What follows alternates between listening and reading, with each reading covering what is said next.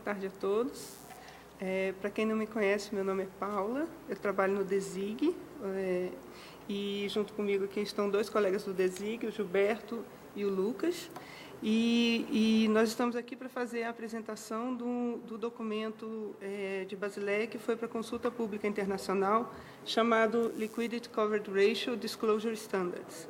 Como eu tinha falado para vocês anteriormente, esse documento ele estava sendo elaborado por Basileia e ele ia ser colocado em consulta pública em breve, né? Isso foi na nossa reunião do início do ano. Então, agora eu quero apresentar esse documento para vocês, para que vocês tenham a oportunidade, como todas as outras instituições financeiras do mundo, de participar nas manifestações sobre esse documento. Bom, o documento, primeiro eu quero falar do escopo da apresentação. Vocês sabem que aqui no Banco Central nós estamos também trabalhando na elaboração da regra do LCR, né? Então, essa ideia de falar do escopo é justamente para mostrar a divisão desses dois trabalhos, certo? E depois nós vamos entrar diretamente no documento e explicar passo a passo o que o documento traz para vocês. Então, com relação ao escopo da apresentação, só para resumir um pouco, esses documentos que estão listados ali em cima são os documentos que foram elaborados pelo grupo onde eu represento o Brasil, lá em Basileia, que é o Working Group on Liquidity.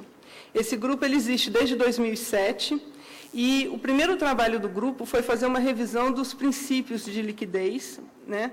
E em setembro de 2008 eles elaboraram os Principles for Sound Liquidity Risk Management and Supervision, mais conhecido pela gente como Sound Principles. Então, esse documento, aqui no Brasil, ele virou a nossa Resolução 4090. Em sequência ao Sound Principles, Basileia, esse grupo, o WGL, começou a desenvolver as métricas para limites mínimos de liquidez. Então, em dezembro de 2010, né, foi editado o Basel III International Framework for Liquidity Risk Measurement, Standards and Monitoring.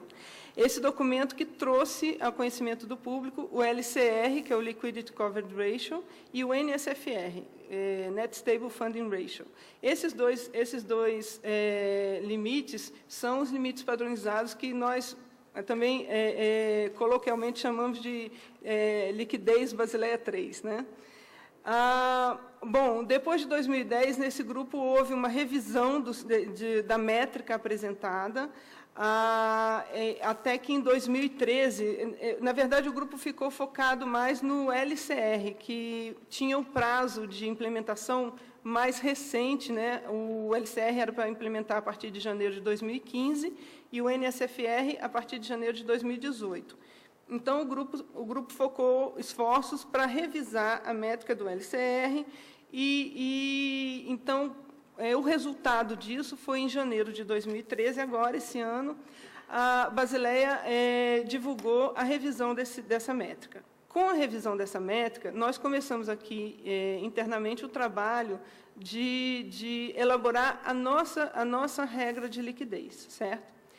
Bom, apesar da revisão em janeiro de 2013, teve alguns assuntos que ficaram para ser ainda estudados um pouco mais dentro do grupo e serem divulgados depois. Um deles é o que tratava de public disclosure. Traduzindo para a gente, seria a divulgação pública de informações de liquidez, né? Isso tinha sido mencionado no documento de 2010, mas, na revisão, ele não foi determinado como deveria ser. Então, o grupo, durante todo o primeiro semestre, formou um subgrupo de trabalho focado nesse assunto e, agora, em junho, foi apresentado ao comitê o documento na sua versão final e o comitê colocou esse documento em consulta pública. Só também para ilustrar, né, aqui tem a métrica do LCR, eu acho que vocês todos já estão familiarizados com ela. E isso daqui também, esse prazo para a implementação, é o que está estabelecido lá no documento de Basileia. Então, na revisão de 2013, o LCR foi colocado para ser implementado em fases, né?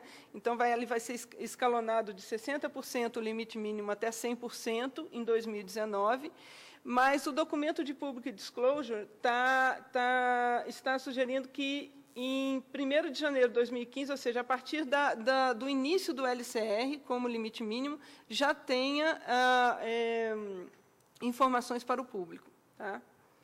Bom, com relação ao escopo do trabalho, só para a gente poder esclarecer bem, o que é o escopo dessa apresentação?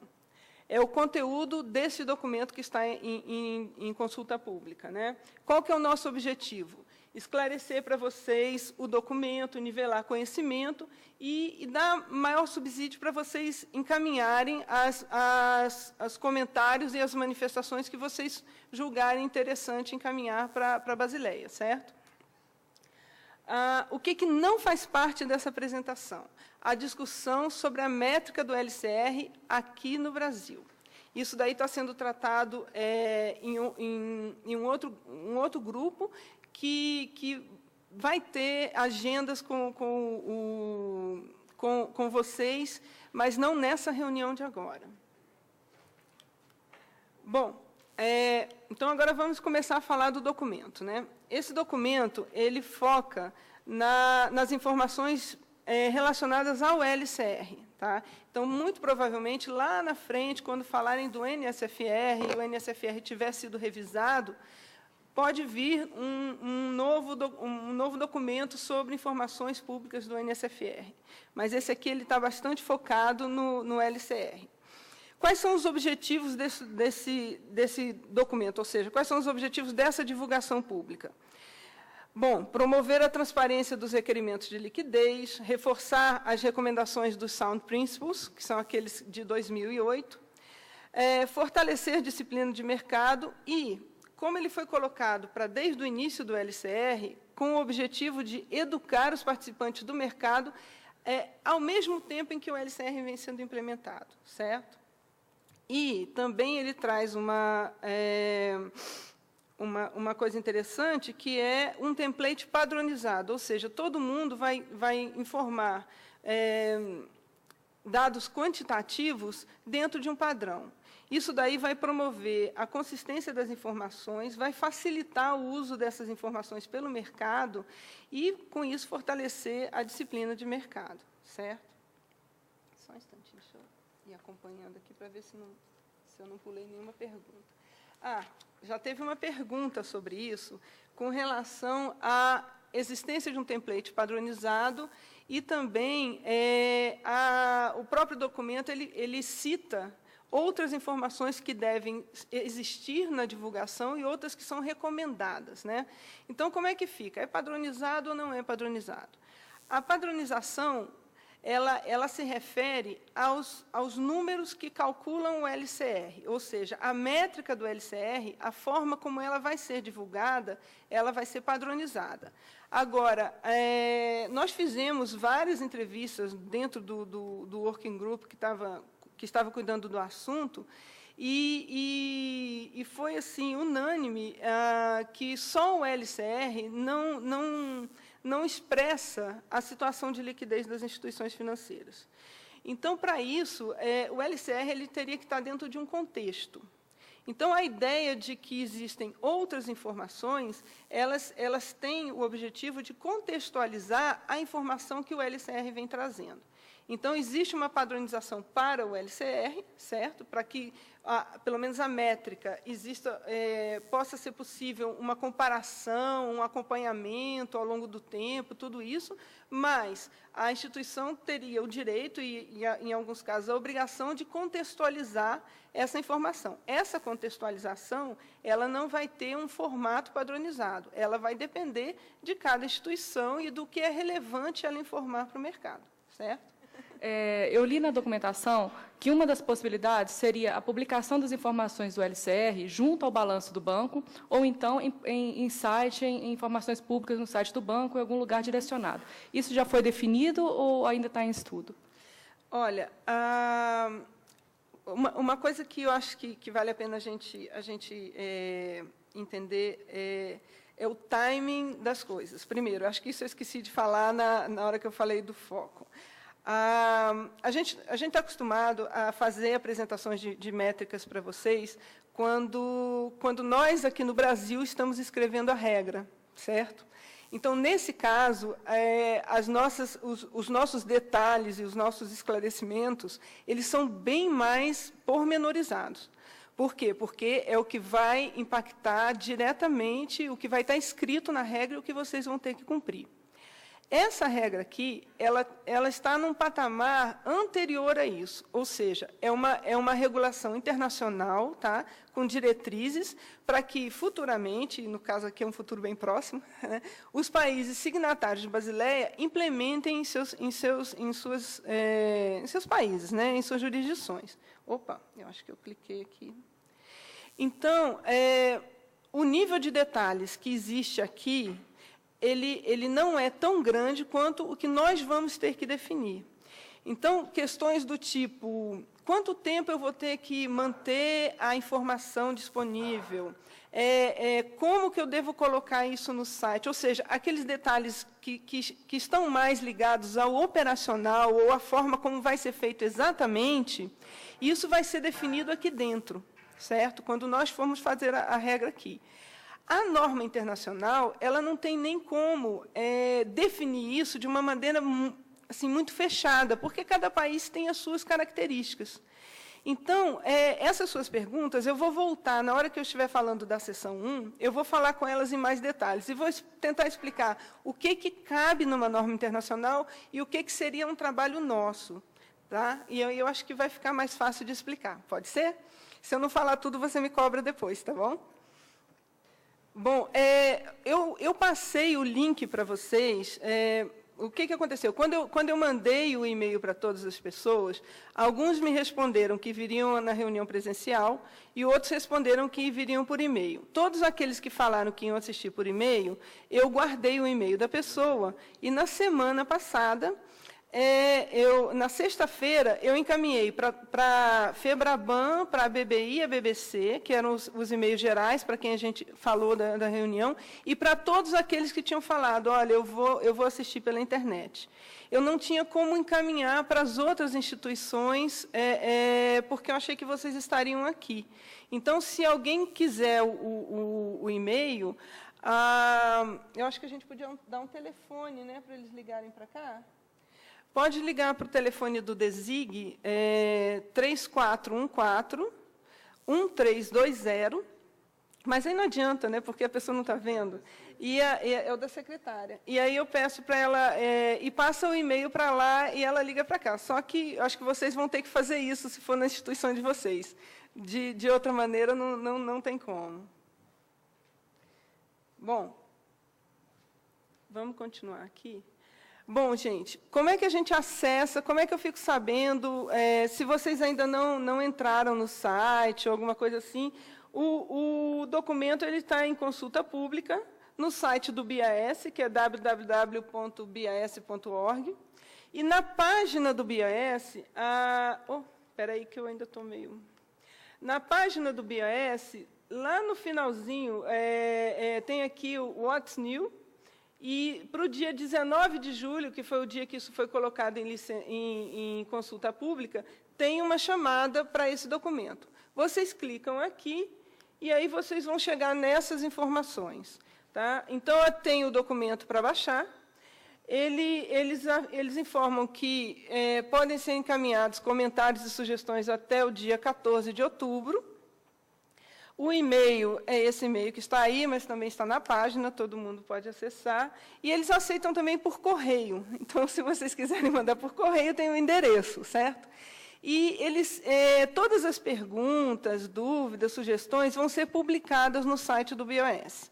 Caso vocês queiram fazer alguma pergunta com sigilo ou confidencial, não queiram que essa pergunta vá para o site, tem que ser bem específico na pergunta, dizendo que vocês não querem a divulgação dela, certo? Bom, então agora a gente pode falar do documento, né? A estrutura do documento, ele está dividido em 3 seções. A primeira fala do escopo de aplicação, data de implementação e frequência. A segunda é o que é requerido para ser divulgado, ou seja, as informações obrigatórias. E a segunda são orientações para divulgação de informações adicionais. Eu vou explicar para vocês o que é isso. Então, agora a gente começa na seção 1, tá? Que vai tratar do escopo de aplicação. Então, vamos lá. Bancos internacionalmente ativos e em bases consolidadas. Isso é regra geral de Basileia, certo? Então, a Basileia sempre faz todas as suas regras para bancos internacionalmente ativos e em bases consolidadas.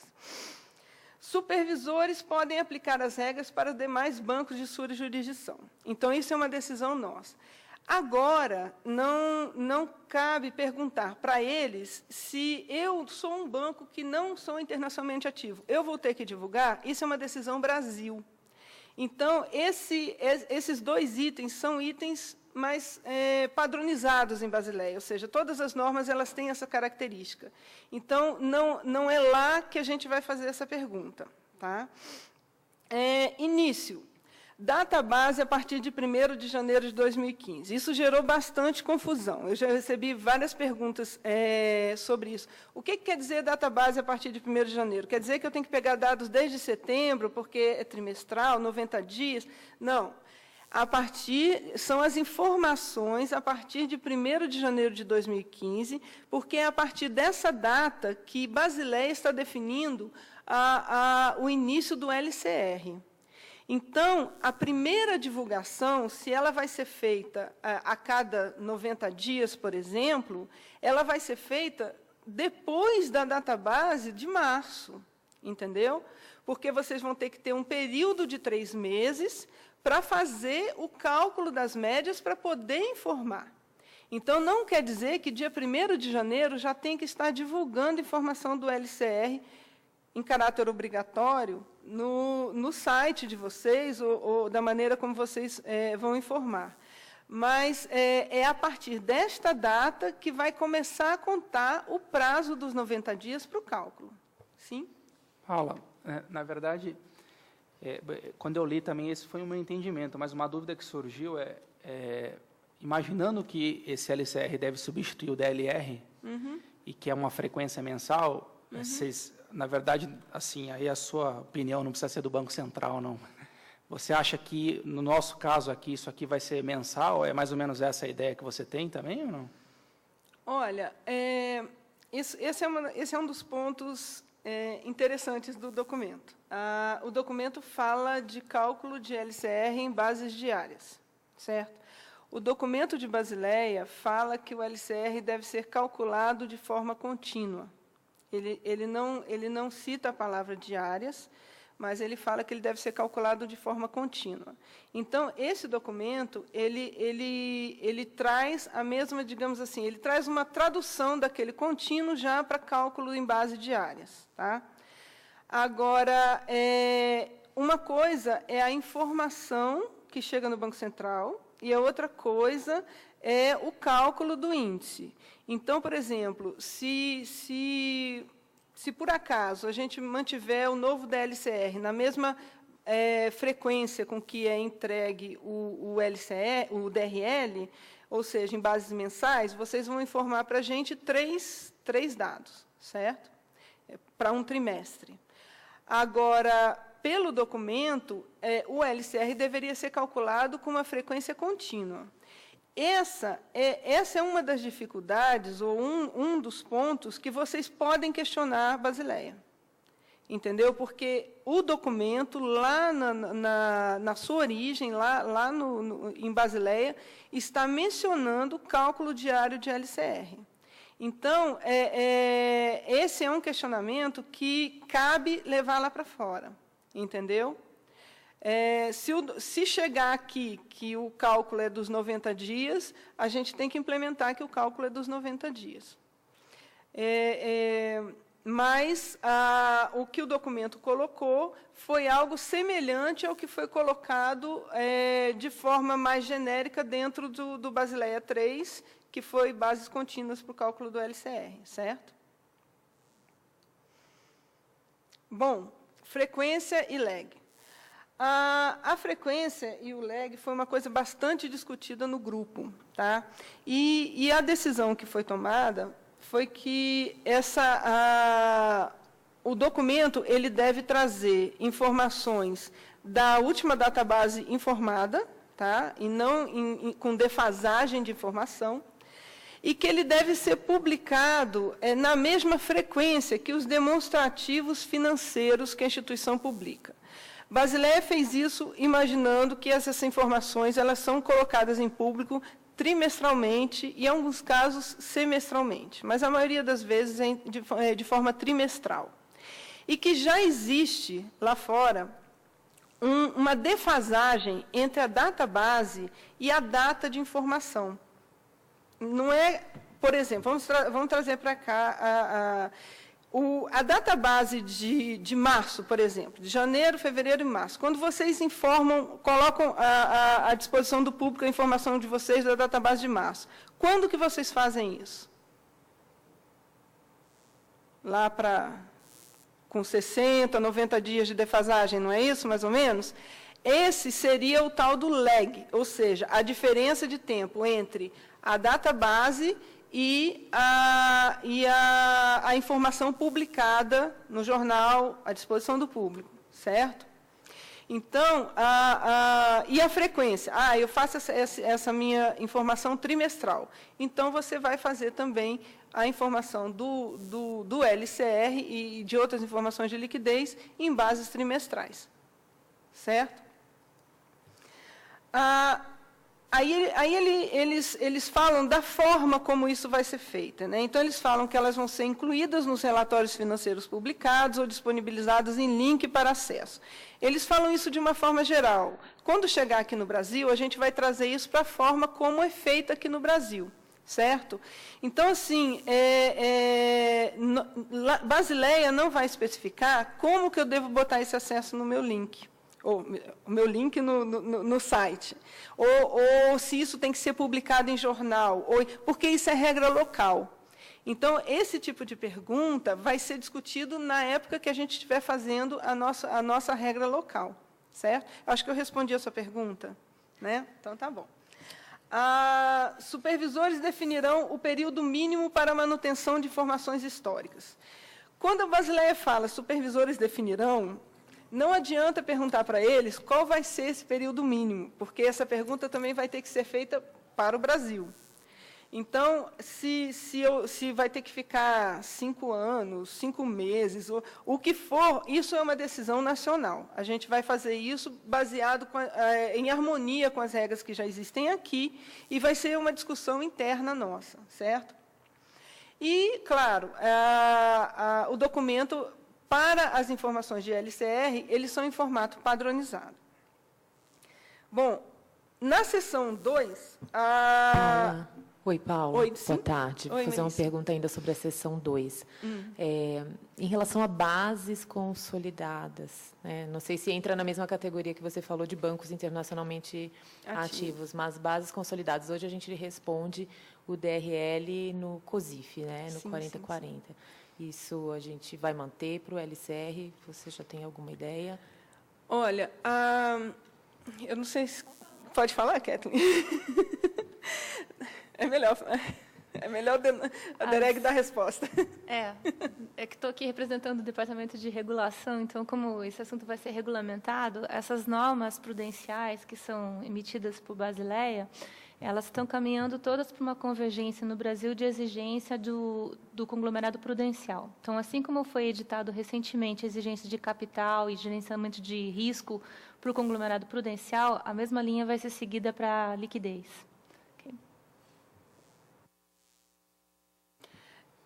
Bom, então, eles falam lá bases consolidadas, nós traduzimos bases consolidadas para conglomerado prudencial.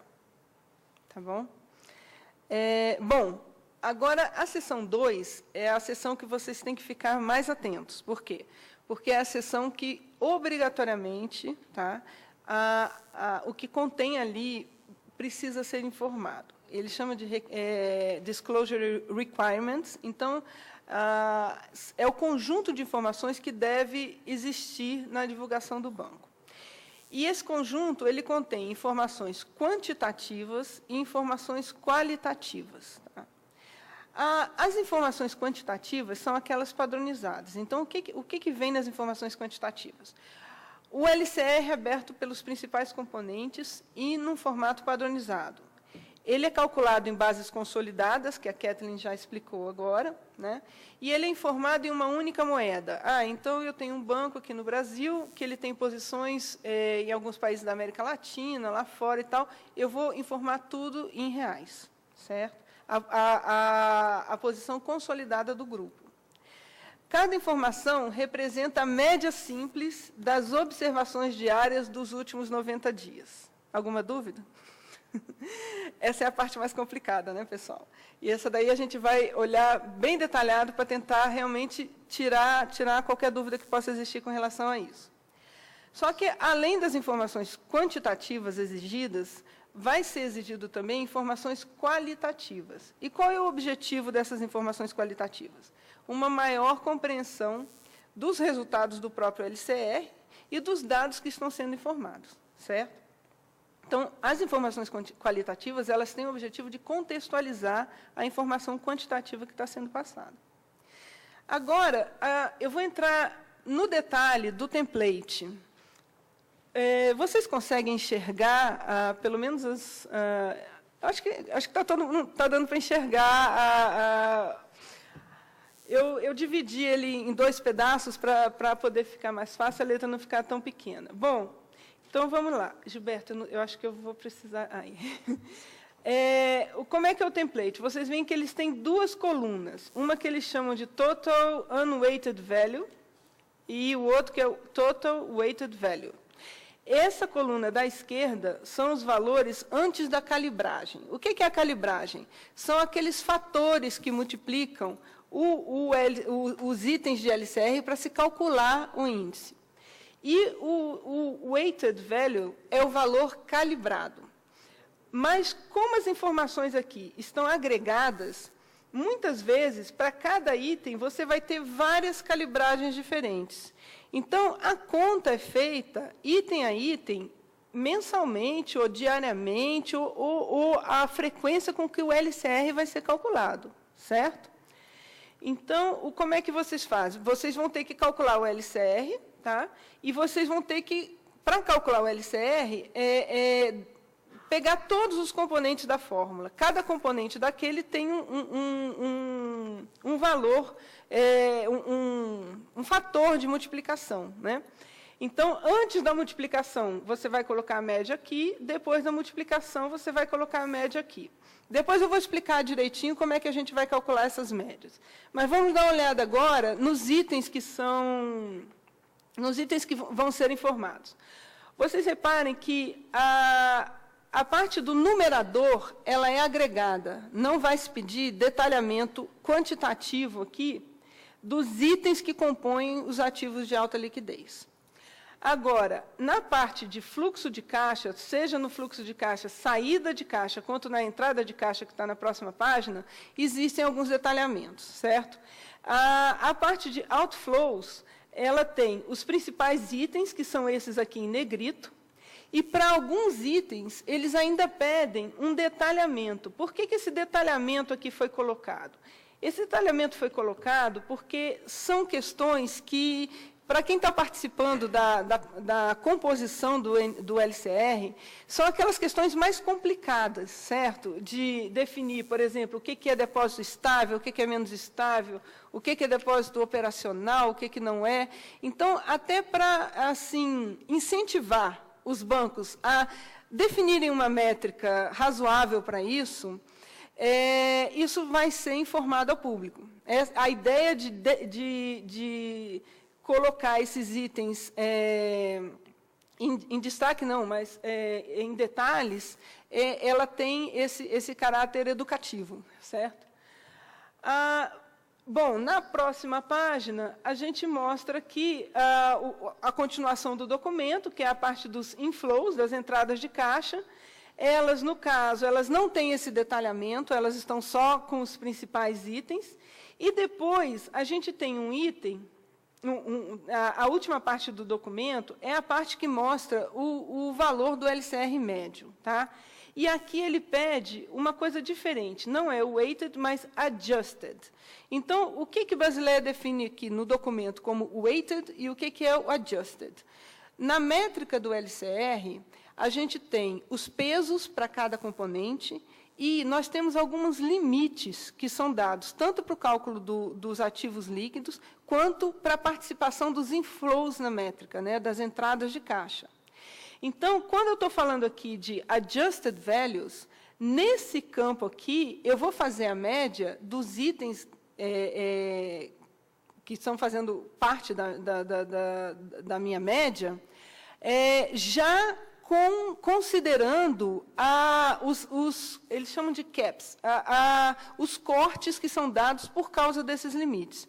Então, a informação, por exemplo, de total cash inflows do item 20, que eu coloco aqui na segunda coluna, ele não considera, ele não corta se esse inflow está acima de 75% do outflow. Então, por exemplo, se eu tenho um outflow de 100 e um inflow total de 80, eu vou informar 80 aqui, certo? Mas, no item 22, quando eu já peço ele ajustado, o cálculo do net cash outflow não vai ser 100 menos 80, vai ser 100 menos 75, então aqui eu vou informar 25. Então, a informação que vem aqui para o final, ela já considera não somente os fatores multiplicadores, mas também todos os cortes que são dados por causa dos limites da métrica. E o item 23 não é o 21 dividido pelo 22. O item 23 é a média do LCR do período em que está se calculando. Certo? Agora, a gente vai entrar no cálculo. Poxa, como é que eu vou fazer esse cálculo? Aí eu montei uma tabelinha de exemplo aqui, depois eu posso até passar a apresentação para vocês, certo?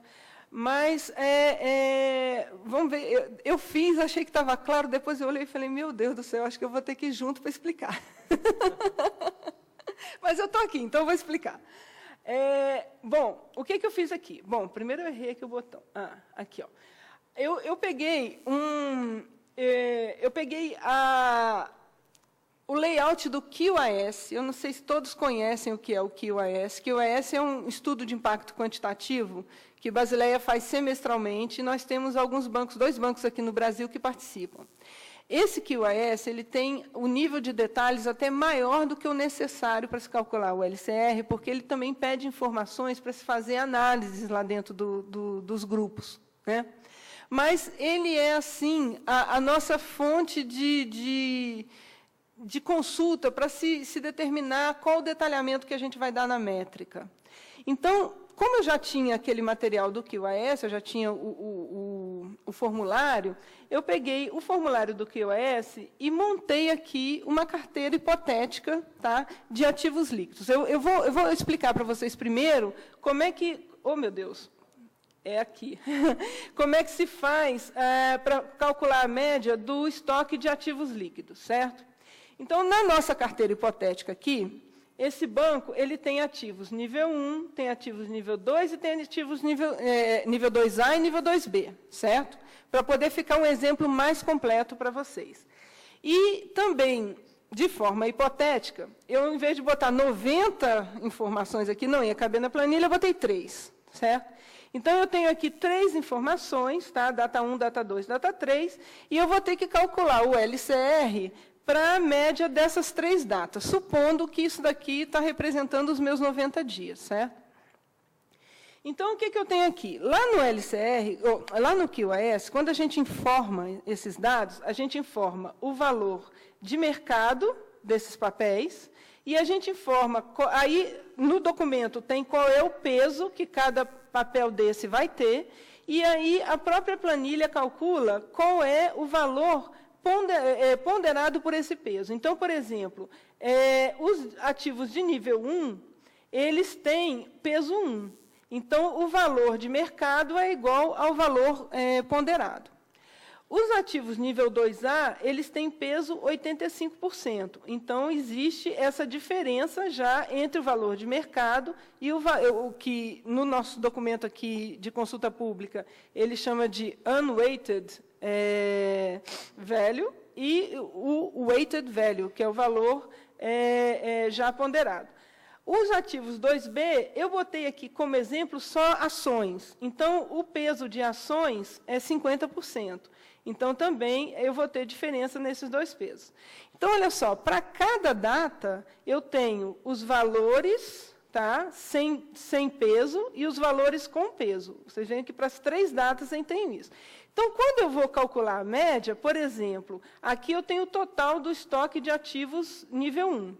Então, a média do total de ativos nível 1, ela vai ser a média dos 3. Então, para o sem peso, eu vou pegar 1.000 mais 1.120 mais 905 e vou tirar a média. Deu esse valor aqui. Para os valores com peso, eu vou pegar esses 3 e vou colocar aqui. Eu não estou aplicando o peso diretamente nesse. Nesse caso, eu poderia aplicar? Poderia. Por quê? Porque todos têm o mesmo peso. Mas, por exemplo, aqui no ativo 2B, a gente tem ativos que o peso é 25%, desculpa, é 75% e o outro é 50%. Então, a conta já não daria igual. Então, o melhor é fazer data por data e calcular a média dos itens de cada data, separado. Então, olha só, no nível 2A, a mesma coisa. Esse valor em laranja é o peso das colunas, desculpa, é a média das colunas sem o ponderador e o da direita com o ponderador, e assim por diante. Quando eu pego o total, então, de ativos unweighted, o que eu estou falando? Eu estou somando esses 3 aqui, certo? Isso aqui, então, é o que eu vou divulgar lá no HQLA. No item 1, eu vou divulgar o unweighted e o weighted. Tá? Aqui no nosso exemplo, eu coloquei números que esses valores do nível 2A e 2B, eles seriam limitados, ou seja, eles estariam ultrapassando aqueles limites de 40% para nível 2 e de 15% para nível 2B, certo? Então, esses números que estão aqui embaixo, eles representam o tanto que está excedendo os 15% do 2B, e aqui embaixo o tanto que o nível 2 está excedendo os 40%. Então, na hora que eu faço o total com os pesos e ajustado, aí eu tenho que, além de somar esses 3, como eu fiz aqui, e somei e coloquei o total aqui, eu tenho que deduzir do excedente que está do limite. Entendeu? Então, o tal do adjusted value, eu também calculo ele para todas as datas base. E o valor que eu vou informar lá no HQLA, no caso, deixa eu até voltar aqui, no caso aqui, na coluna, no item 21, certo? É o valor médio dos adjusted values calculados em cada database. Ficou claro isso, pessoal? Alguma dúvida? Essa é a parte mais difícil. O resto é fácil. Por quê? Porque o resto é igual. É que foi passado, Paula, foi passado muito rápido para a gente calcular. Vou voltar? Sim.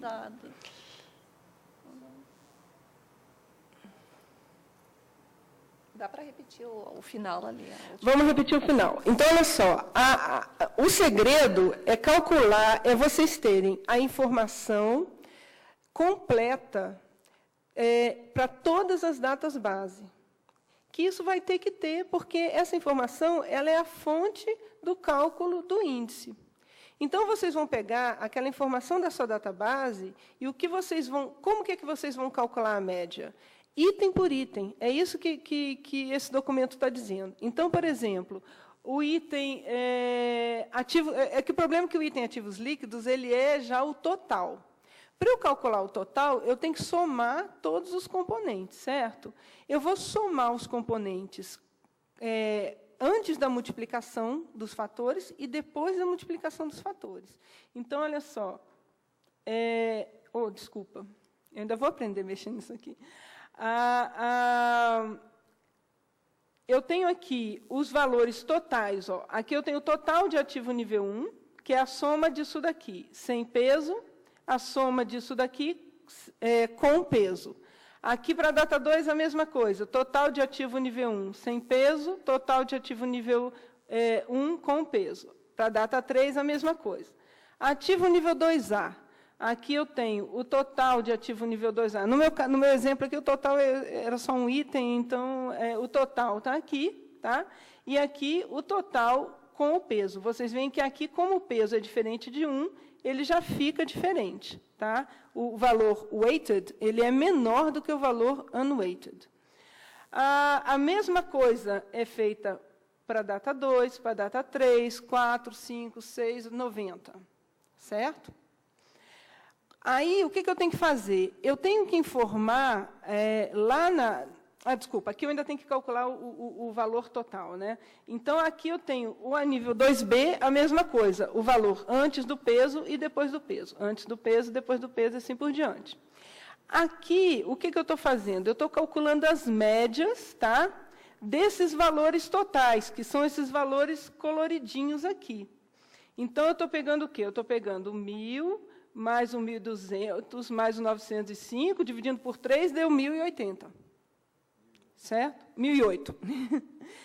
1.000 mais 1.100 mais 800, dividido por 3, deu 967. 1.000 mais 750 mais 920, dividido por 3, 890. Certo?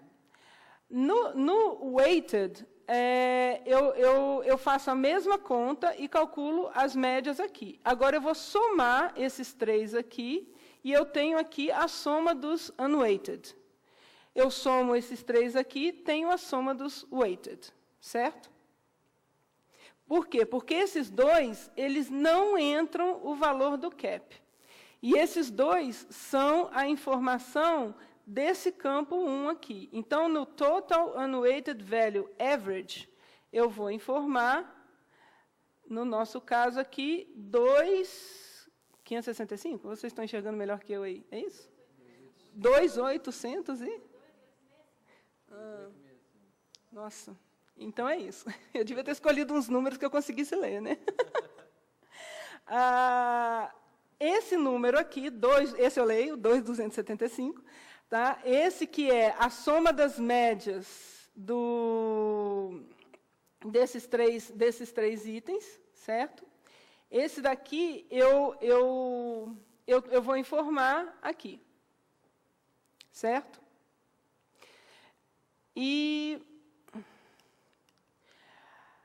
o valor adjusted, que eu vou informar lá no item 22. O do item 22, que é esse valor aqui, ele é a média ajustada. Então, o que eu tenho que fazer? Eu tenho que calcular o valor ajustado aqui, tá? Calcular o valor ajustado aqui, calcular o valor ajustado aqui, e aí a média desses 3 eu coloco lá. Tudo bem?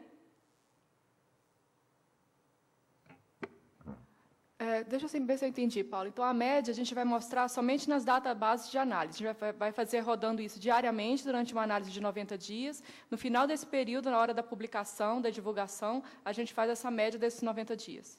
Exatamente. A informação que é passada para o público nesse documento padronizado é só da média. Você não vai informar valores diários. É a média dos últimos 90 dias. Certo?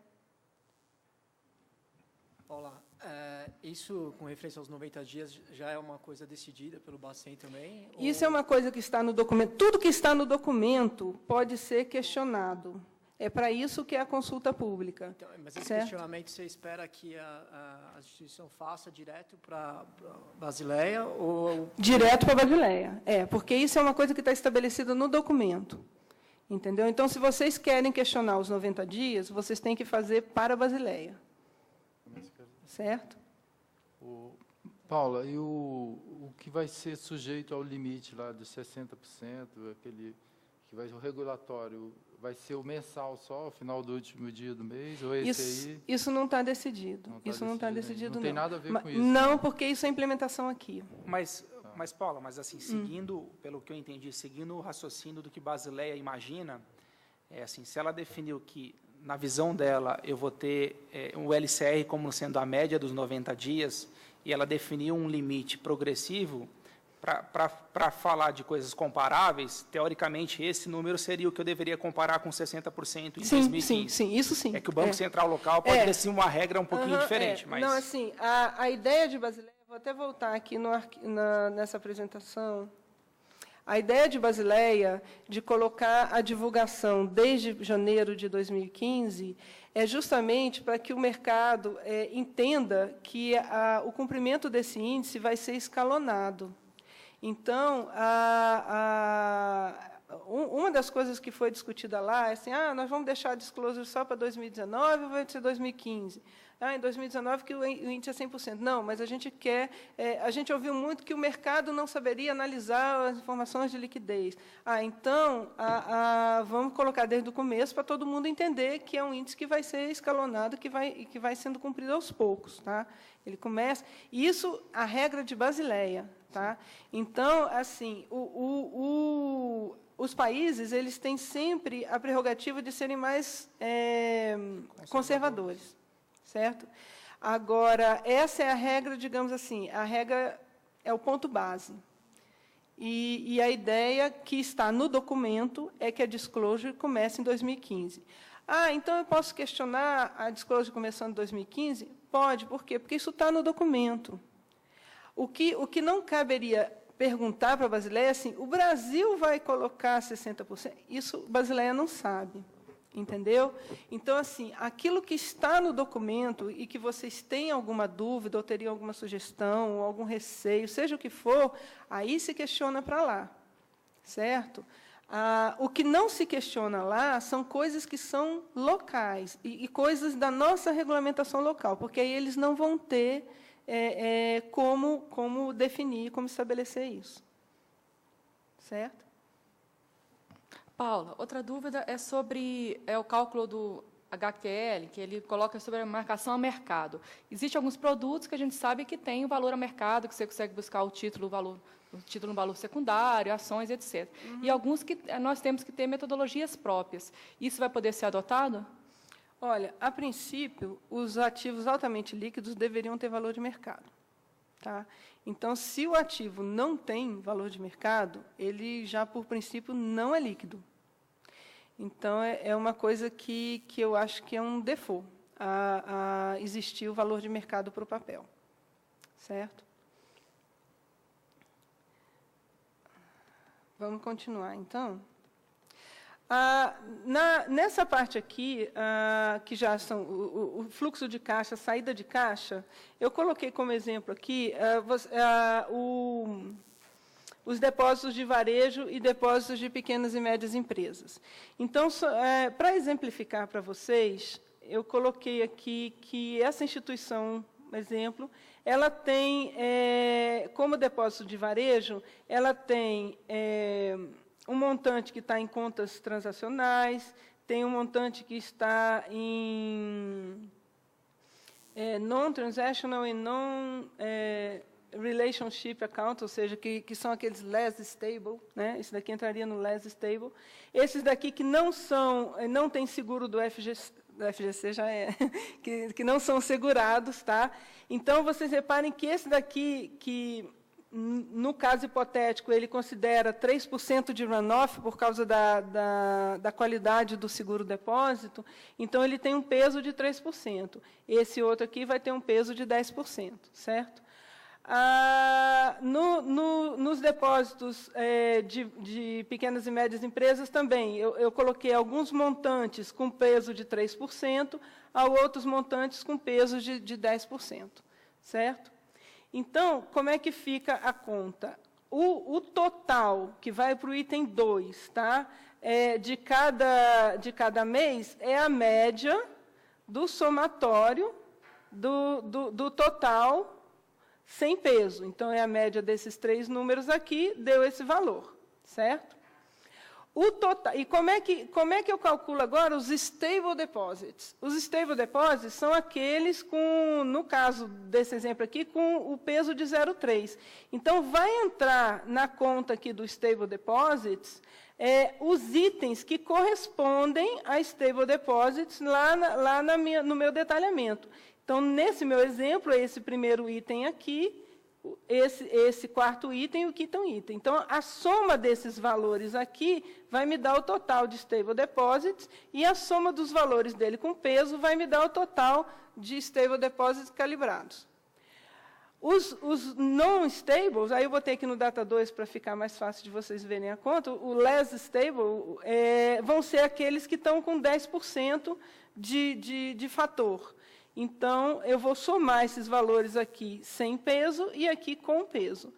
Tendo os valores totais aqui, eu faço a média, e aqui eu tenho o unweighted e o weighted, que vão corresponder aos itens 2, 3 e 4 lá da minha planilha.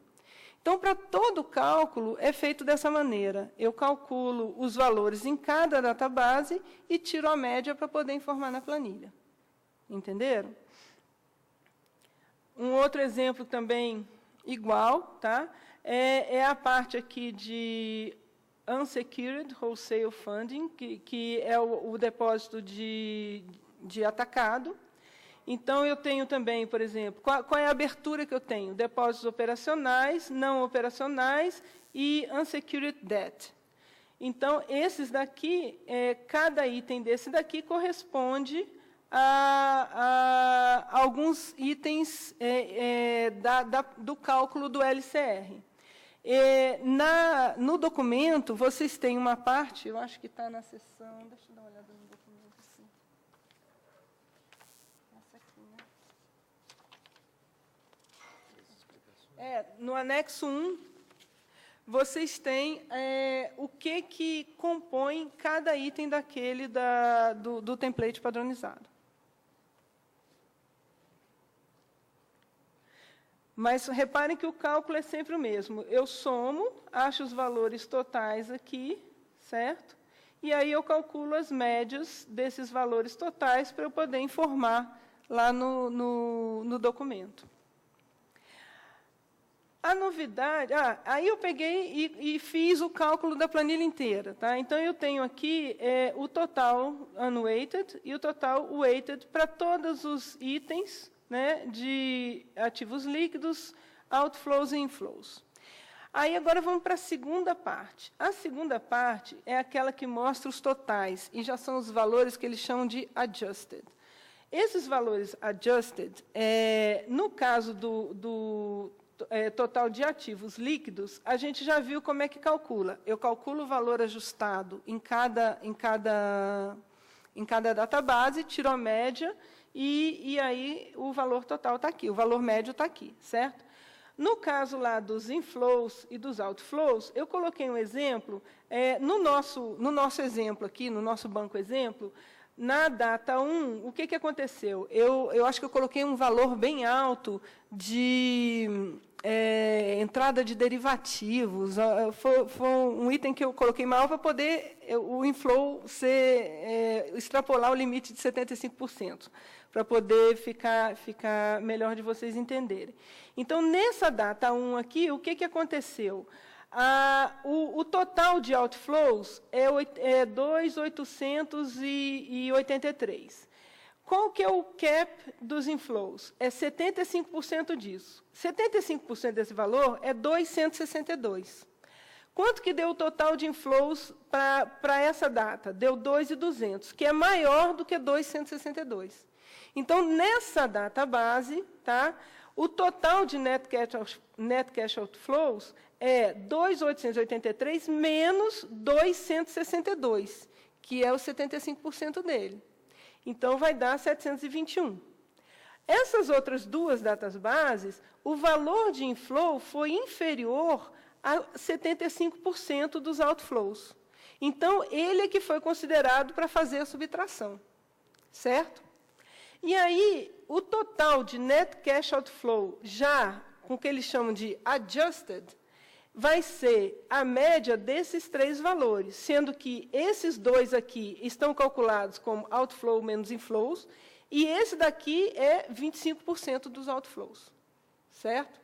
Então, o que tiver informado lá na minha planilha, se eu voltar lá na minha planilha e pegar o valor de total de outflows aqui, weighted, cadê? Aqui, da média. Se eu pegar esse valor aqui e subtrair do total de cash inflows, na média, não vai dar a informação que vai aparecer no total de net cash outflows do documento, certo?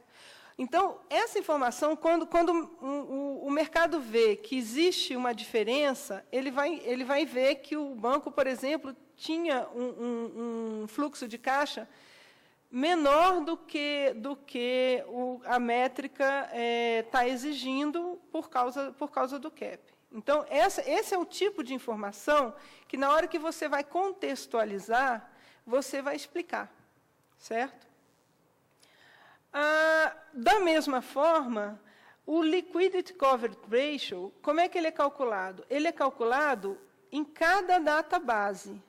E a média dele, tá, é a média das datas base. Então, está aqui a média das datas base. Reparem que, nesse exemplo aqui, se eu pegar o total de HQLA e dividir pelo Net Cash Outflow, vai dar um valor diferente do valor médio aqui, certo? Por quê? Porque teve esse cap no inflow. Tá bom?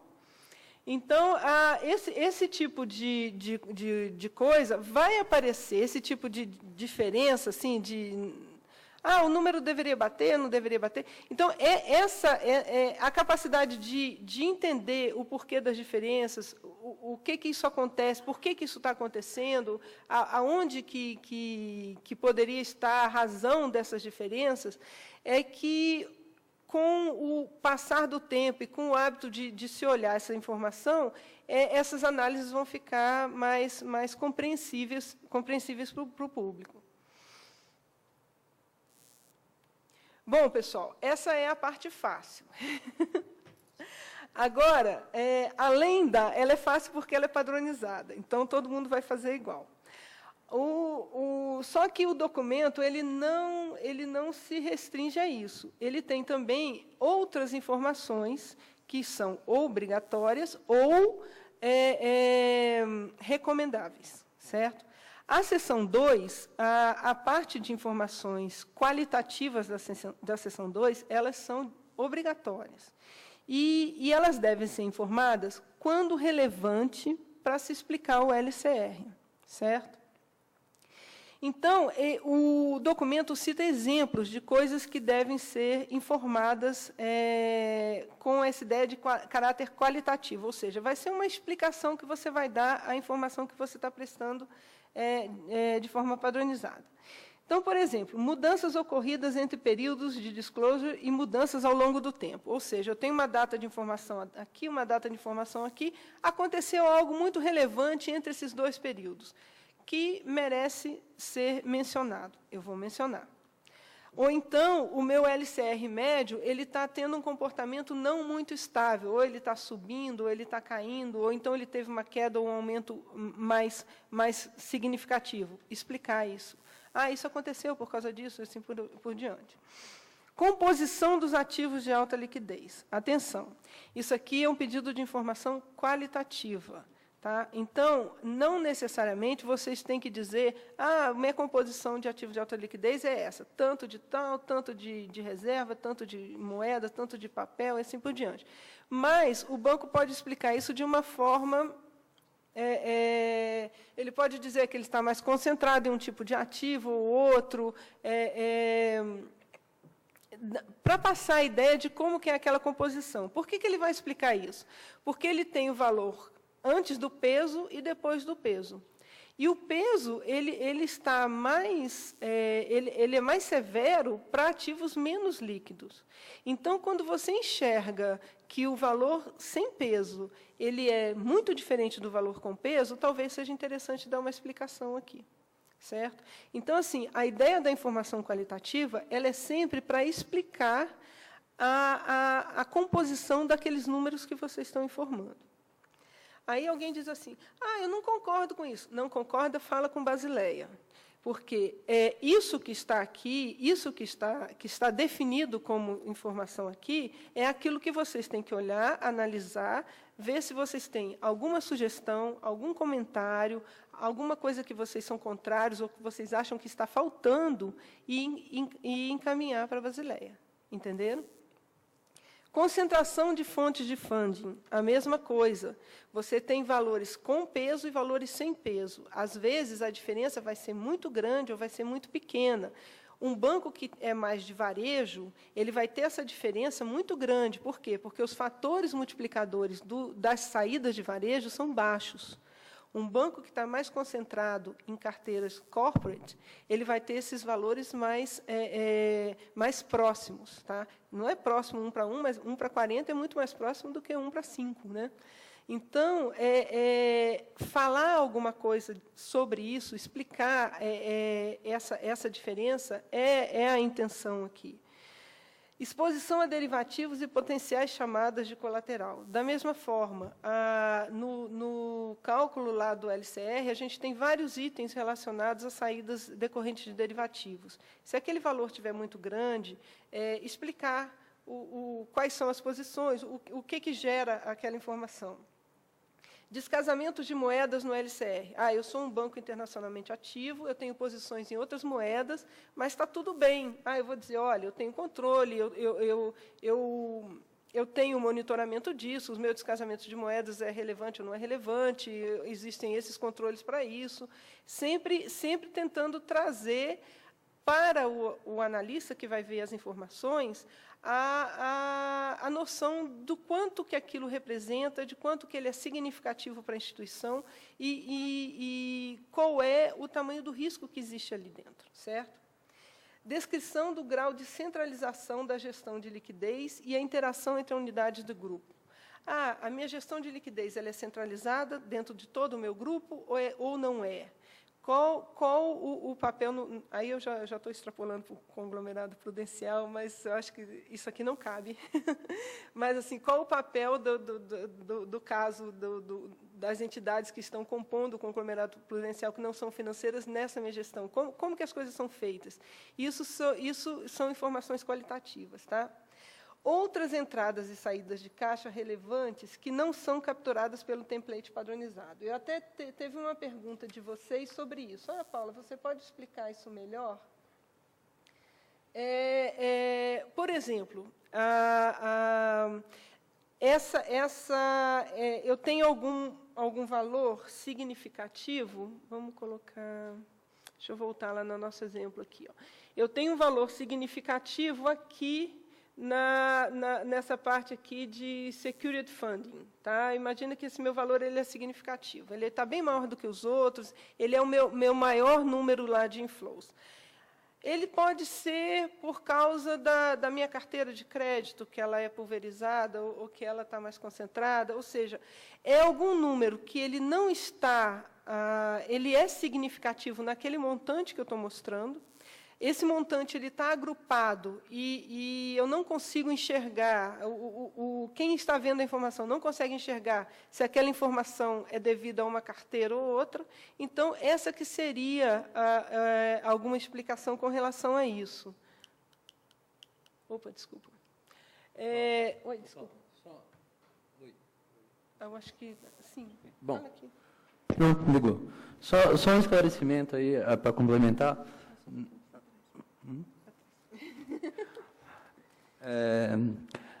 Quando for colocar as informações diariamente, ali naquela listinha amarela que a Paula colocou, está colocando uma informação por item.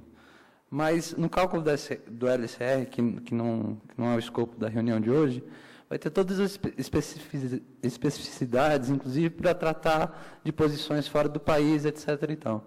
Então, esse número já é agregado. Mas o cálculo que vocês vão fazer internamente é um pouco mais complexo. Aí, nessa parte de explicações qualitativas, inclusive, vocês vão poder abrir isso daí, se vocês quiserem, por país, por posições, e esclarecer melhor isso daí. A abertura ela vai ser feita dependendo do que for relevante para o banco. Então, não tem como a gente padronizar isso, certo? Porque cada banco tem a sua realidade. Bancos mais complexos vão ter um pouquinho mais de trabalho, bancos menos complexos vão ter menos trabalho. Mas o que vai ser informado vai ser algo que dê suporte à compreensão dos números que estão sendo passados. Essa é a ideia do documento. E fica a critério de vocês questionar esse tipo de informação com relação à concorrência, a risco risco de imagem, uma série de coisas. E se vocês acharem que mereça ser questionada a Basileia, vocês encaminhem para lá. Tá? Se vocês tiverem dúvida se o tipo de pergunta ela é uma pergunta para regulação local ou para a Basileia, podem me perguntar, podem me mandar um e-mail. Paulo, eu estou com dúvida nisso aqui. Isso aqui é uma dúvida local ou é uma dúvida de Basileia? Eu não vou, de maneira nenhuma, questionar a dúvida de vocês, dizer concordo, não concordo, porque não está no meu papel fazer isso. Eu vou orientar vocês, dizer assim, olha, isso aqui é assunto a ser tratado dentro de casa. Não, olha, isso aqui é um assunto realmente que é para ser levado para a Basileia. Então, vocês têm total liberdade de questionar o que vocês quiserem a Basileia, certo? Agora, se vocês ficarem com dúvida e quiserem me perguntar, ou para mim, ou para a Kathleen, para a gente poder dizer se isso é assunto nosso ou não, isso aí a gente pode fazer, tá bom? Fiquem à vontade.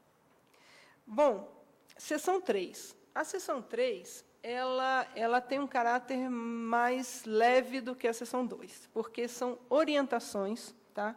Para a divulgação de informações adicionais. Vocês podem reparar que até o termo em inglês, né, muda.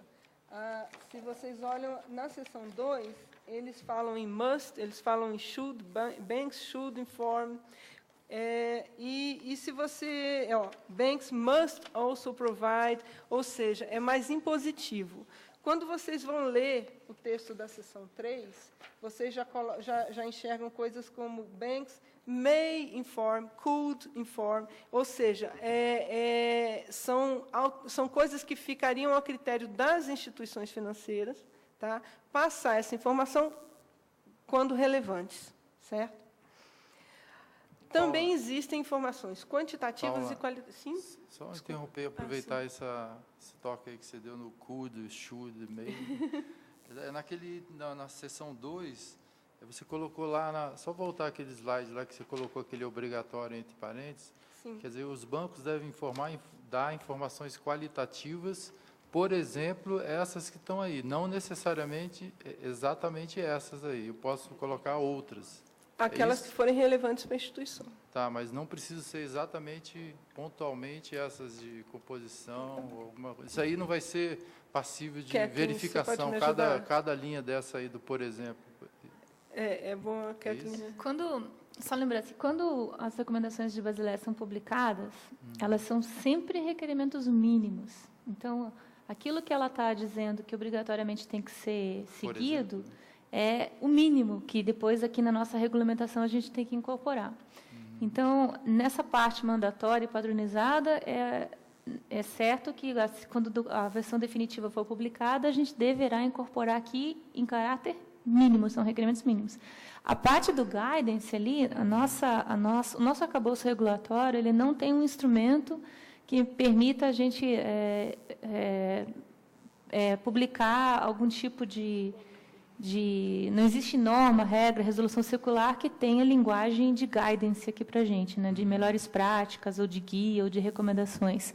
A gente acaba ou incorporando na forma regulamentar normal, como em caráter obrigatório, ultrapassando os mínimos que são recomendados por Basileia, porque isso é uma prerrogativa nacional, a gente tem requerimentos adicionais e mais conservadores, ou a gente acaba deixando isso a critério da supervisão, incorporando no manual de supervisão, dizendo que a supervisão também vai olhar isso, e é esperado que a instituição tenha esse comportamento. Então, no detalhe, assim, o que é mínimo na Basileia, com certeza vai virar obrigatório aqui, e o que é guidance pode ser que seja obrigatório, pode ser que não, vai depender depois da avaliação. Então, eu acho que aquele, por exemplo, ali seria no mínimo, então. No mínimo. No mínimo. Por exemplo, é o que está no porque texto ele usou Basileia. CUDS aqui no texto, né? Às vezes, na redação regulamentar, a gente acaba colocando exemplos para ter um caráter esclarecedor, né? Porque eles dizem no documento que é quando isso for significativo para o LCR. Então, por exemplo, se não aconteceu nenhuma variação né? tá, entre períodos, você não vai ter o que dizer, entendeu? Agora, se aconteceu, você tem que contar. Essa que é a ideia. Então, é no mínimo, então. Obrigado. Na seção 3, então, são essas informações adicionais, que lá em Basileia está como recomendação, né? E aí aqui, aqui a gente não sabe. Bom, em que elas se baseiam?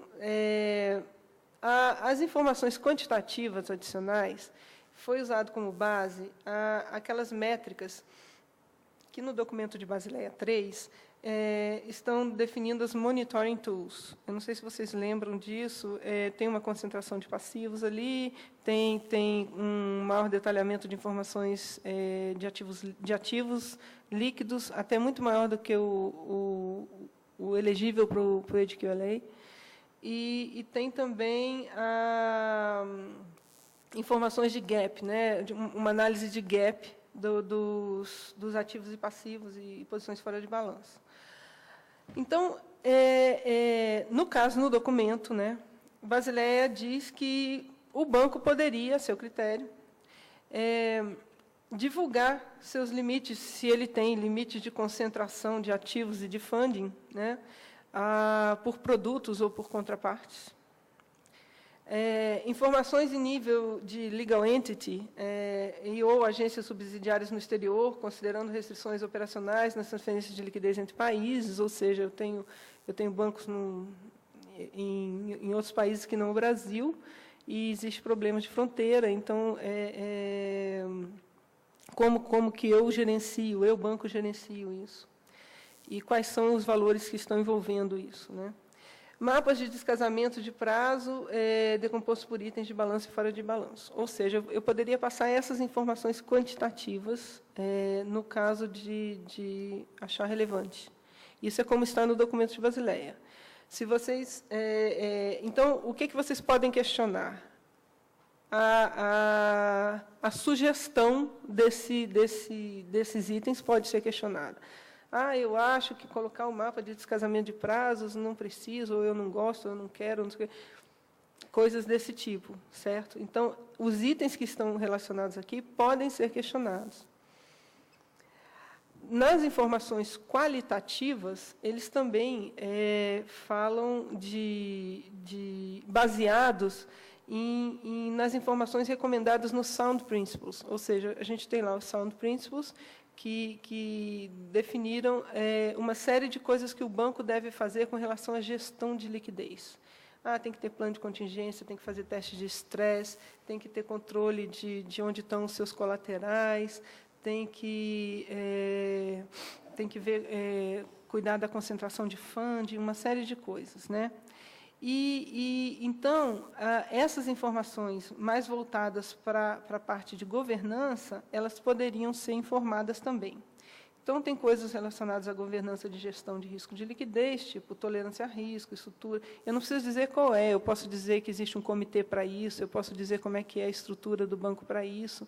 Então, isso daqui é uma informação que passe para o leitor a ideia de que existe uma gestão de liquidez na instituição, certo? Existem coisas bastante sensíveis aqui, como linhas gerais dos planos de contingência. Né? Alguém me perguntou assim, poxa, se eu contar meu plano de contingência... Então, assim, se vocês acham que isso é estratégico, questionem. Se vocês acham que linhas gerais não teria problema, não precisa questionar, certo? explicação dos usos dos testes de estresse. Eu recebi uma pergunta dizendo assim, mas como é que são esses testes de estresse? Esses testes de estresse, existe padrão? Vocês vão mandar para a gente o padrão?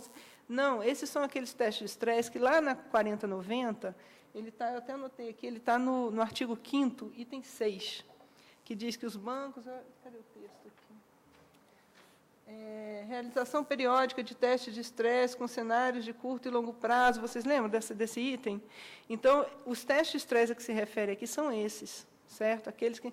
Então, eu não vou dar o resultado no meu teste de estresse na divulgação pública, mas eu vou dizer como que o banco faz uso daquela informação na sua gestão de liquidez.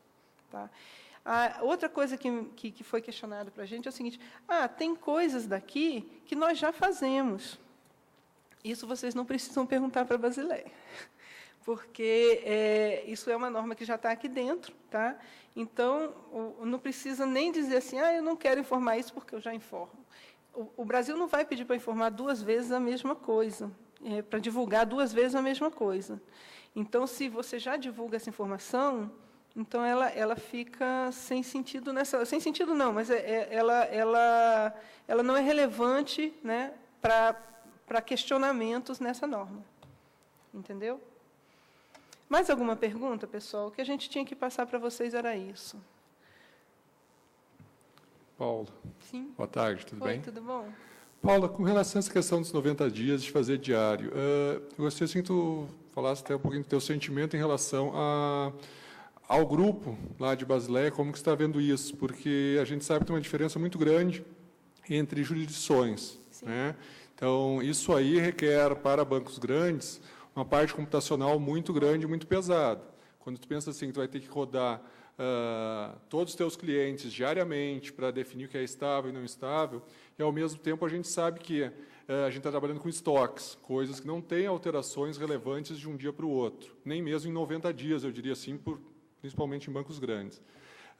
Sim, até para a gente poder pleitear, né, alguma coisa em relação a isso, qual a visão dessa disparidade entre as jurisdições? Olha, eu acho que se isso é uma coisa que vocês acham difícil, que vocês vão ter dificuldade, é esse tipo de coisa que precisa ser questionado. Tudo aquilo que vocês entenderem que ou não é cabível por questões estratégicas ou por dificuldades operacionais, o momento de questionar é agora.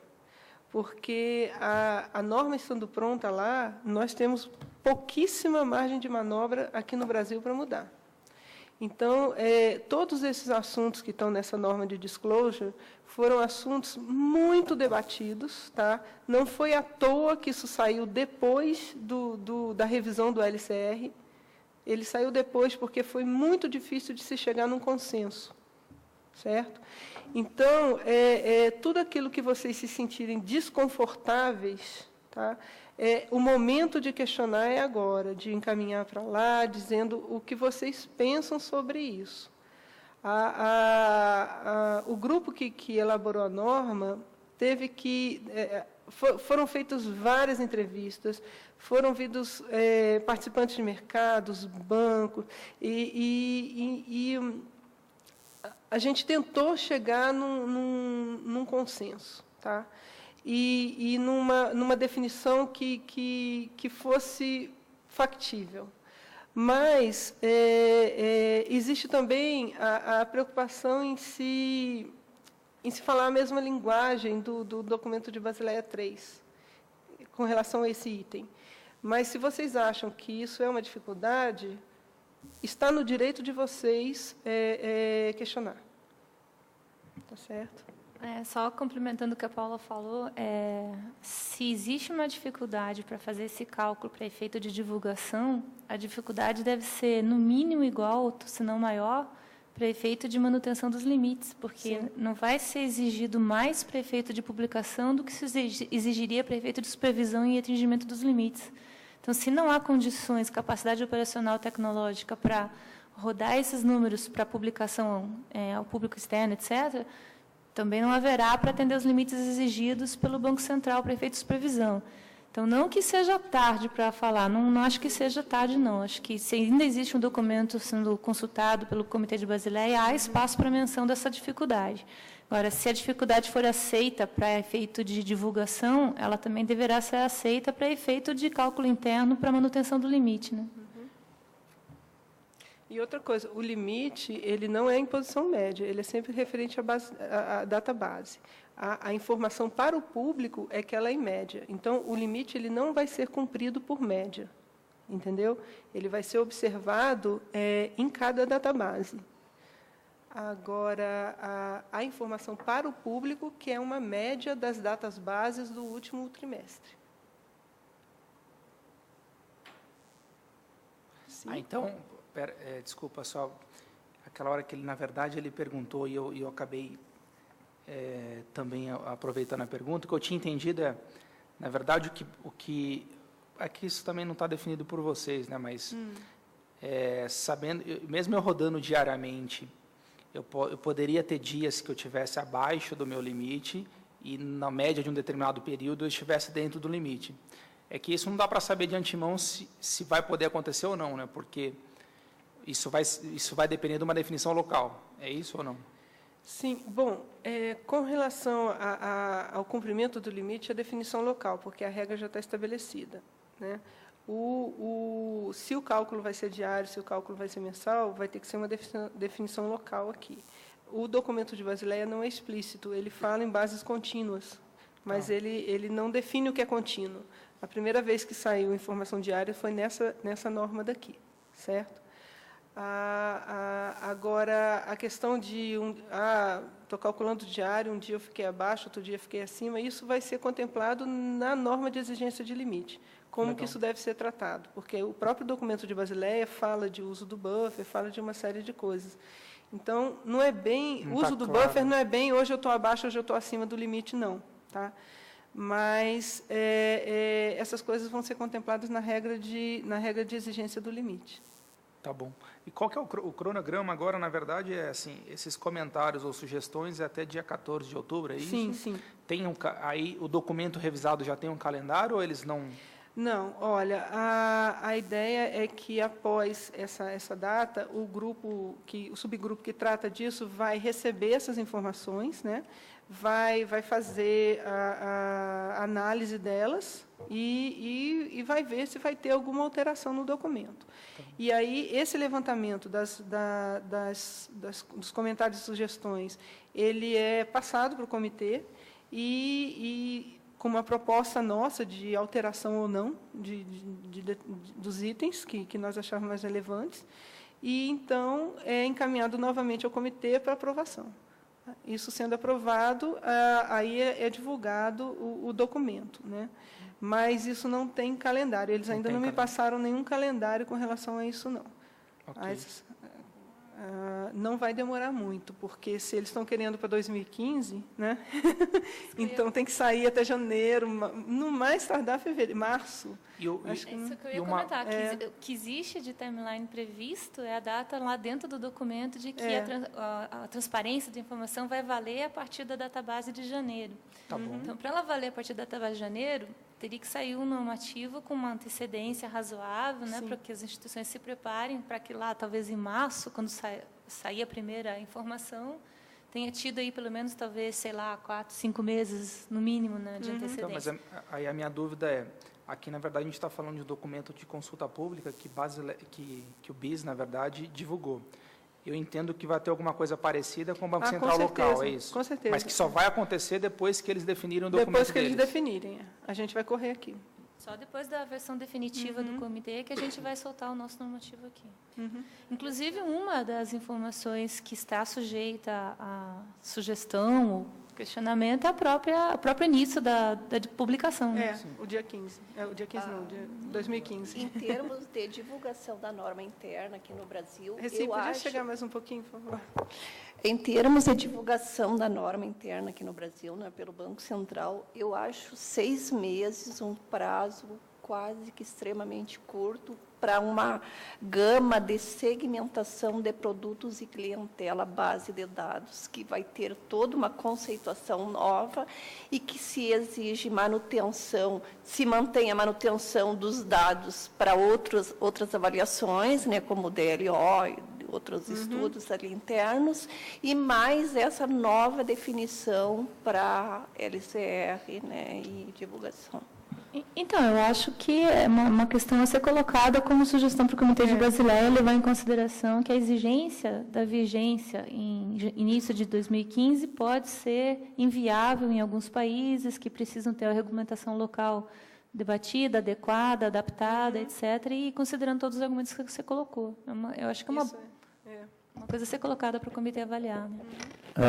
Só lembrar uma coisa, a gente está falando da divulgação. O cálculo da LCR é outra história, vocês já vão calcular de qualquer forma. Então, toda essa parte aí de definição, preparação de sistema, já vai existir, mesmo que se adie, venha a se adiar a divulgação. Né? Não, sem sombra de dúvida, é que passa por esse processo a divulgação, né? E como o tratamento, clientela ou mesmo o produto em si, eu tenho que manter uma estrutura para uma determinada informação que é assim e que vai passar a ser de outra forma para outra informação, que é o caso do LCR e o NSFR, né? Certo. Então, tudo isso aí requer tecnologia e, muitas vezes, os tecnólogos, eles não entendem a nossa linguagem, que a gente passa, por mais que se faça na minúcia, com um exemplo, é dificultoso bastante para esse processo entrar na cabeça deles.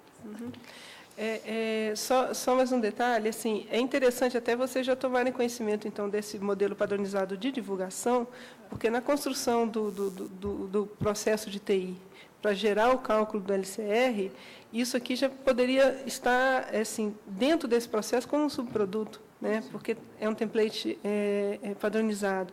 Então, o conhecimento dele antes, né? Ou seja, você já tomando conhecimento de agora, já vai ajudar na definição dessas especificações, né? Pior seria construir todo para calcular o LCR e depois aparecer um template e falar, oh, meu Deus, vou ter que mexer de novo no meu sistema e fazer tudo outra vez. Né? Lembrando que, como a gente está falando de liquidez, a gente já tem o DRL. Existe um prazo para o DRL parar de ser gerado para que a gente possa focar nos novos parâmetros? A gente está desenhando o novo DRL. Né? Isso deve sair, acho que até o final do ano vai sair o novo template para vocês. E aí a gente vai dar esse prazo de troca, né? De troca de documento, para interromper um e começar outro. Olá, ainda com questão ao cálculo diário e a composição da média, surgiu uma dúvida em que sentido seria a composição de uma média, sendo como você está falando de liquidez, de repente um cálculo pontual seria algo mais plausível, né, para determinar a capacidade da instituição. Vocês deixaram as perguntas difíceis para o final, não foi isso? Foi combinação de vocês? Não? Olha, essa é uma das questões mais complicadas e mais complexas que nós tivemos que lidar no grupo. Foi interessante porque, como eu falei, a gente conversou tanto com os bancos quanto com os analistas de sistema, né? Analistas de mercado. E eles só concordaram em duas frases, quando eles falaram assim, o LCR não traduz a situação de liquidez nos bancos e informações médias não servem para analisar a liquidez dos bancos. Eles queriam informações pontuais, aí um queria dar a informação e o outro não queria dar a informação. Né? Ou melhor, um queria receber a informação e o outro não queria dar a informação, né? Porque é estratégica, assim por diante. Então, nós entendemos que a informação de liquidez ela é bastante sensível, certo? E que, quando tudo está bem, é muito lindo mostrar a informação de liquidez. A gente vai ver o que vai acontecer quando as coisas estiverem numa situação não tão boa, né? E como que o mercado vai absorver esse tipo de informação. Então, a ideia da média, ela vem um pouco da cautela, tá? De poder permitir ao banco uma recuperação num determinado prazo e que aquilo não seja tão contundente na informação que ele passa para o mercado, certo? E uma outra coisa também, que até por não se ter a sensibilidade da volatilidade do LCR, certo? O que nós temos? Só existe um país no mundo que tem um índice diário semelhante ao LCR, é o Brasil. Então, nós temos aqui, nós calculamos um LCR de vocês todos os dias com as informações que a gente pega das centrais, mas são informações domésticas, né? Nós não temos as posições de outros bancos que vocês têm lá fora. Mas, de qualquer maneira, é um número mais próximo que existe de um LCR de todos os países que a gente conhece que estão lidando com esse assunto. E a nossa experiência de calcular esse número há 10 anos, a gente vê que, em alguns bancos, por algumas características dele, esse número pode ter uma certa volatilidade significativa. Então, a média, ela até para nós, quando nós calculamos um LCR para algum estudo que não seja pontual, às vezes a gente faz uma média também para poder tirar alguma volatilidade do número. Essa informação de média para o mercado, ela vem nesse sentido, de se retirar algum problema de volatilidade para um dia específico, certo? De permitir que o banco que passou por algum problema bem pontual de liquidez, que ele tenha essa capacidade de se recuperar, né? E, na verdade, assim, a coisa que foi mais demandada pelos analistas de mercado, nós estamos fornecendo, que são as informações sem os pesos. Porque o que nós ouvimos bastante é que a informação do LCR ela não seria útil porque ela é calibrada. Então, você não pode fazer os seus próprios cenários ali em cima, porque você já tem um cenário fechado, né, e você faz para aquele cenário hipotético de Basileia. Então, a informação sem a calibragem, ela permite que quem vai fazer uma análise possa pegar aqueles números e colocar outros fatores e fazer uma análise comparativa. Você não vai ter você não vai acertar na vírgula, tá? Você não vai ter a métrica, como é que eu vou dizer, no nível de detalhes assim do gerente de gestão de risco do banco que está ali informando. Mas você vai ter aquela informação em bases regulares, né? Ela não vai ser uma informação, você vai ter ela com uma certa frequência, você vai poder acompanhar a tendência dela, você vai poder gerar alguns cenários em cima daquelas informações, mesmo que médias de trimestre, mas isso já vai começar a te dar alguma sensibilidade. Entendeu? Então, um dos questionamentos que a gente tinha, essa informação é válida, não é? Ela tem o seu grau de validade, sim. Hoje a gente tem nada. Essa informação ela já vai dar uma noção de como que de como que estão as instituições, como que eu banco, me comparo aos meus parceiros de mercado, entendeu?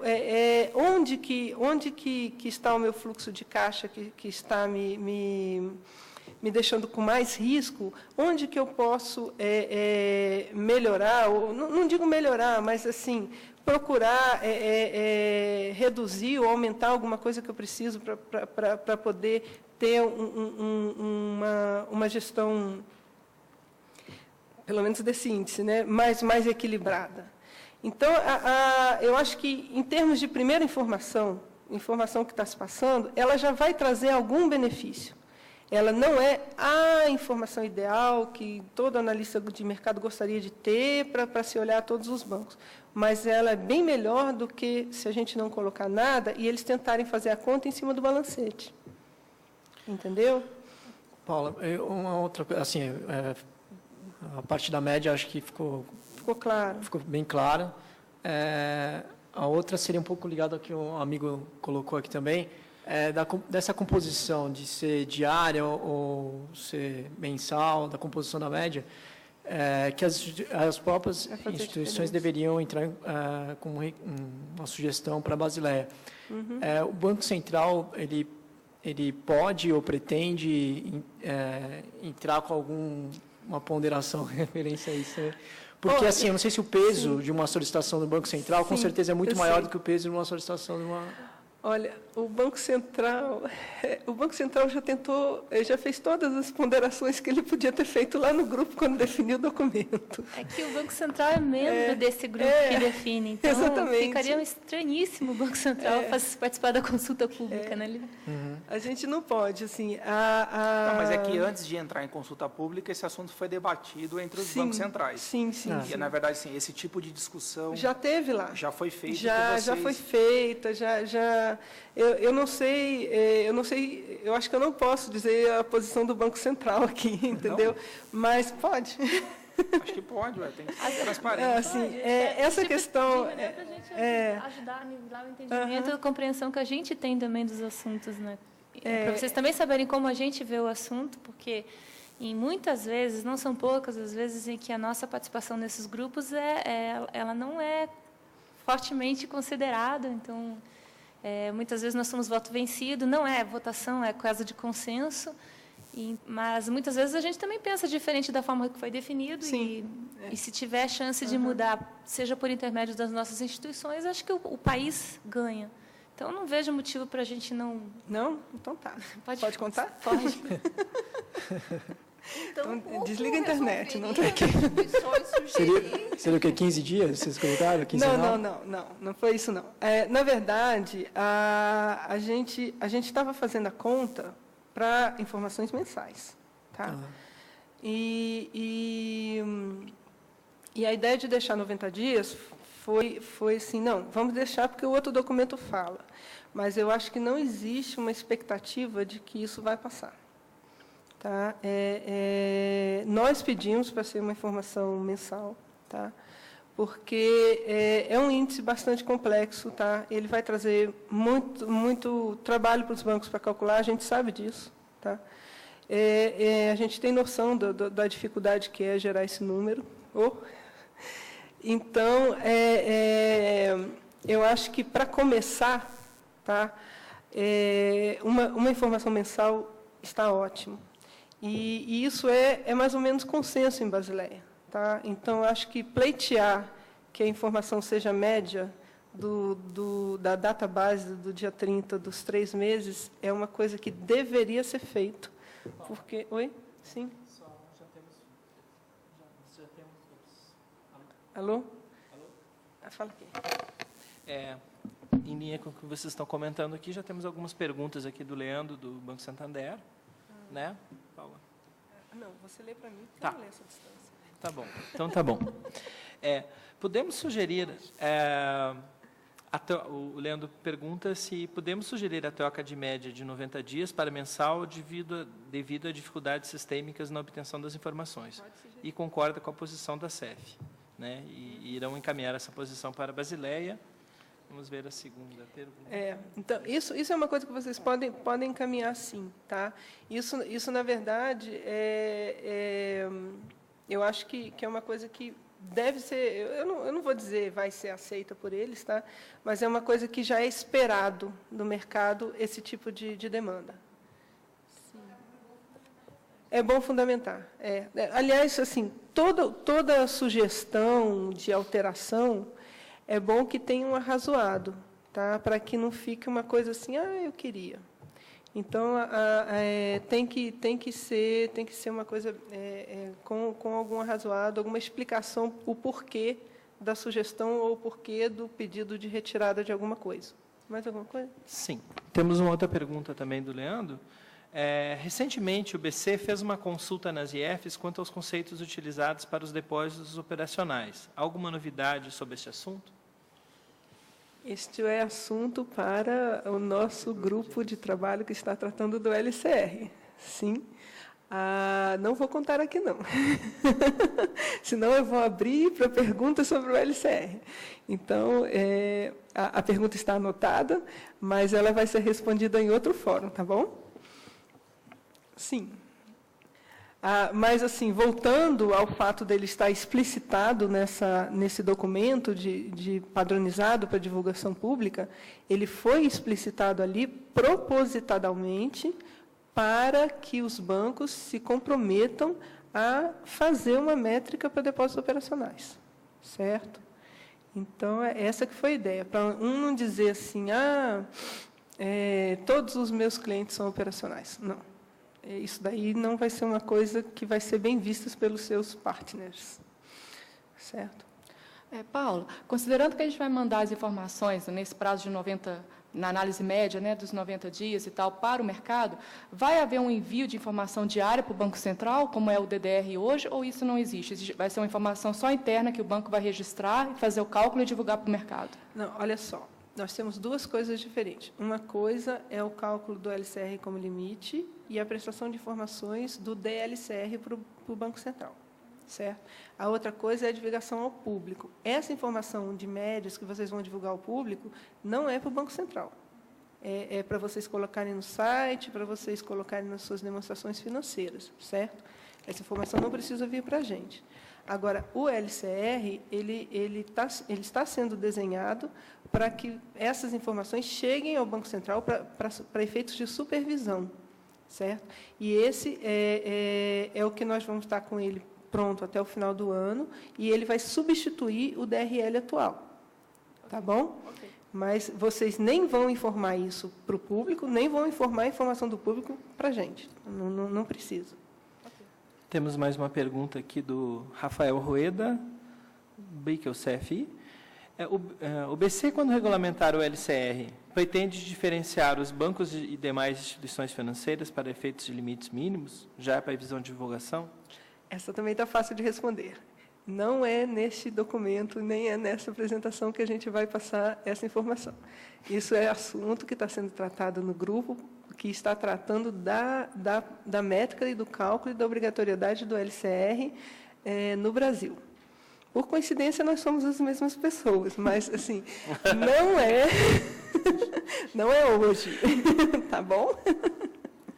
Só acho que cabe lembrar aqui que existe um comitê de risco de liquidez formado por representantes das instituições financeiras. Então, o Banco Central convidou nominalmente as entidades de classe, FEBRABAN, BBC, BBI, para que indicassem os componentes desse comitê que vai discutir isso. Então, todas as instituições financeiras vão estar representadas por intermédio de um representante nesse comitê, e aí devem ter o esclarecimento das dúvidas por intermédio do comitê. E essa é uma das dúvidas que vai para lá. Tá? E que a gente vai discutir com vocês nessas reuniões desse comitê. Tá bom? Mais alguma pergunta? Bom, pessoal, mais alguma daí? Não, né? Não temos mais perguntas. Bom, então, olha, eu agradeço muito a presença de todos vocês. Eu vou passar para a lista de e-mails que tem os nomes de vocês e também para a FEBRABAN, a BBC e BBI, essa apresentação, tá? E, assim, se surgir alguma dúvida depois que vocês chegarem em casa e falar, esqueci de perguntar isso para a Paula, pode mandar por e-mail que a gente responde, tá bom? Muito obrigada.